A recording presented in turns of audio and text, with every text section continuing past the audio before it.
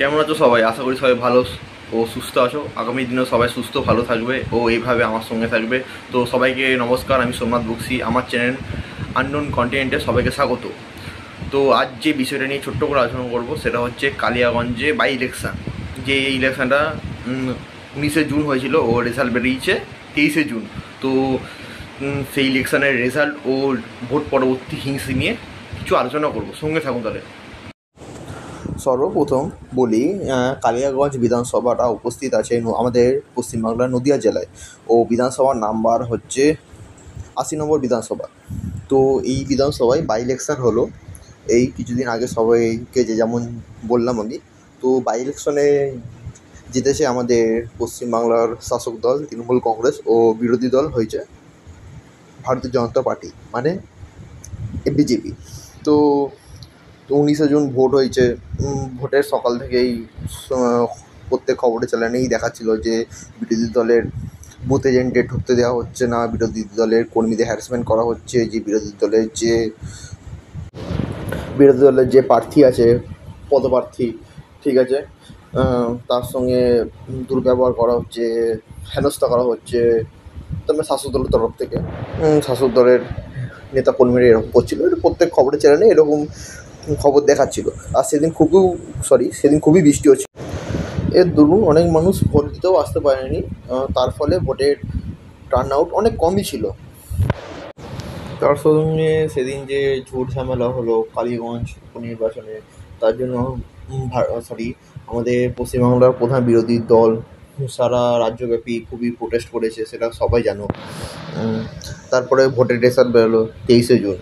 তো 23শে জুনের রেজাল্টে দেখা গেল কালীগঞ্জ বিধানসভা হচ্ছে মুসলিম অধ্যুষিত একটা বিধানসভা। তো ওখানে হিন্দু সংখ্যা কম ও মুসলিমদের সংখ্যা বেশি আছে ওই বিধানসভায়। তো এর দরুন আমাদের শাসক দলের মুসলিম সম্প্রদায়ের মধ্যে একটা খুব গভীর ছাপ আছে ও তার দরুন কালীগঞ্জ বিধানসভা তৃণমূল কংগ্রেস খুবই সহজভাবে জিতে যায় ও হিন্দুদের সংখ্যা কম ও হিন্দুরা সেখানে কিন্তু সংখ্যালঘু বলে, তো বিজেপি ওখানে দ্বিতীয় বিরোধী দল হয়। তো আমাদের রাজ্যে বিরোধী দলনেতা শুভেন্দু অধিকারী এই তথ্যটা দিয়েছে যে নিজের এক্স হ্যান্ডেলে তিনি পোস্ট করেছেন যে আমরা মুসলিম অধ্যুষিত যে বুথ আছে সেই বুথগুলোতে আমরা ভোট পাইনি বা ভোট পেয়েছি তো সেটা 50-এর গণ্ডি পার হয়নি। তো সেটা নিয়ে একটা তিনি নিজের এক্স হ্যান্ডেলে ছোটো তথ্য তুলে ধরেছে। সেই তথ্যটা আমি আপনাদের কাছে শেয়ার করলাম। দেখুন, সব স্ক্রিনে দেখতে পাচ্ছেন যে দেখা যাচ্ছে যে ওখানে প্রত্যেকটাই যে মুসলিম অধ্যুষিত বুথগুলো আছে সেখানে অধিকাংশ ভোট স্টার্টিং হচ্ছে একটা ভোট, 5টা 6টা, মিনিমাম 40, 45, 46, কোনো বুথেই 50-এর গণ্ডি বিজেপি পার করতে পারেনি যে মুসলিম অধ্যুষিত বুথগুলো আছে সেই বুথগুলোতে। তো এটাই শুভেন্দু অধিকারী নিজের এক্স হ্যান্ডেলে এই তথ্যটা শেয়ার করে তুলে ধরেছেন যে আমরা মুসলিমদের কাছে এখনও পৌঁছাতে পারছি না বা কেন, কারণ কি, যাই হোক সেটা পরের বিষয়। তো সবাই দেখলেন যে ভোটের রেজাল্ট বার হওয়ার পর ভোটের রেজাল্টের কেমন কি ফল হয়েছে, মোটামুটি সবাই দেখলেন। তো রেজাল্ট বার হলো, তারপরে আবার হিংসাও শুরু হয়ে গেল, যেটা আমাদের পশ্চিমবাংলা একটা ধারাবাহিক রীতি রিবাজ হয়ে দাঁড়িয়েছে যে ভোট হবে, ভোটের দিনেও হিংসা হবে, ভোটের পরেও হিংসা হবে। তো ভোটের রেজাল্ট যেদিন সেদিন কী হলো বিষয়টা, যে খবর থেকে আমি জানতে পারি, খবরের সব তথ্য সবার কাছে তুলে ধরছি।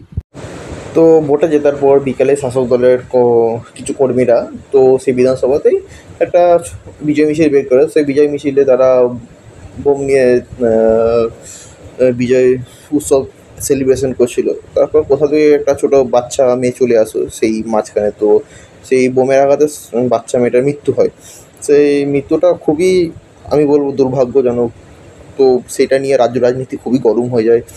তার দরুন শাসক দলও হোক বিরোধী দল হোক, সবার মধ্যে একটা শোকের ছায়া নেমে আসে। প্লাস যে একটা তীব্র নিন্দাও সমাজে ছড়িয়ে পড়ে যে এরকম কেন হবে, ভোট পরবর্তী হিংসা, ভোটের রেজাল্ট বেরোনোর পর কেন এটা রোজ হয়। তো এই বিষয়টা নিয়ে এখন আমাদের রাজ্য পুলিশ তদন্ত করছে।